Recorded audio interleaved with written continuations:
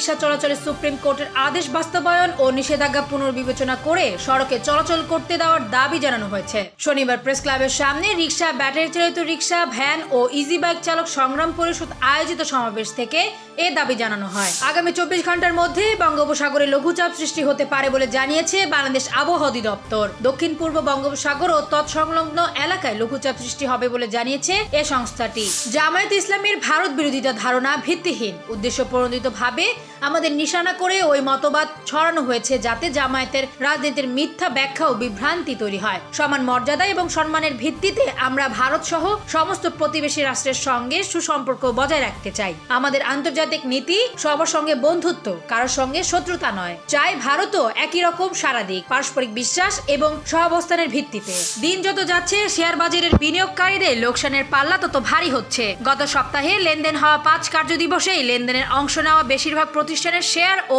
ইউনিটের দাম কমেছে। ফলে সপ্তাহের ব্যবধানে কমেছে সবকটি মূল্যসূচক। সেই সঙ্গে বড় অঙ্কে বাজার মূলধনও কমেছে। প্রধান শেয়ার বাজার ঢাকা স্টক এক্সচেঞ্জের বাজার মূলধন গত সপ্তাহে প্রায় 12,000 কোটি টাকা কমে গেছে। প্রধান মূল্যসূচক কমেছে 150 পয়েন্টেরও বেশি।